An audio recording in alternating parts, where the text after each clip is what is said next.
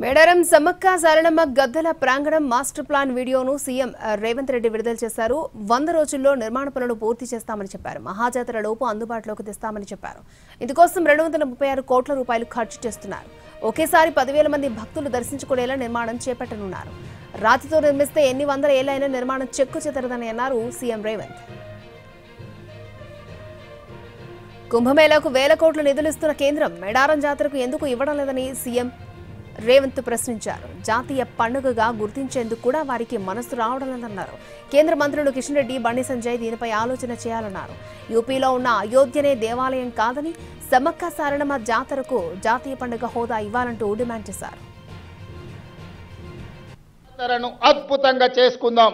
ఈ వేదిక మీద నుంచి కేంద్ర ప్రభుత్వానికి నేను విజ్ఞప్తి చేస్తున్నా. కుంభమేళకు మీరు 1000 కోట్ల రూపాయలు ఇస్తున్నారు. మరి మా ఆదివాసీ కుంభమేళకు కేంద్ర ప్రభుత్వం 1 రూపాయి ఇవ్వడానికి కానీ జాతీయ పండుగ గుర్తించడానికి కానీ వాళ్ళకి ఎందుకో మనసు రావడం లేదు. దయచేసి కిషన్ రెడ్డి గారు, బండి సంజయ్ గారు, ఈ ప్రాంత ప్రజల ఆశీర్వాదంతోనే మీకు ఆ హోదా వచ్చింది. నరేంద్ర మోడీ గారు ఈ దేశానికి ప్రధానమంత్రి అయినరు.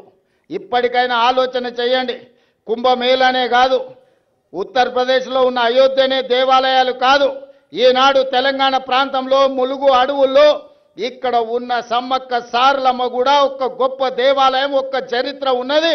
ఒక పోరాట పటిమతో పౌరుషానికి మారు పేరు, రాచరికం మీద తిరుగుబాటు చేసి జెండా ఎగరేసిన సమ్మక్క సారలమ్మ జాతరకు జాతీయ పండుగ గుర్తింపు రావాలి.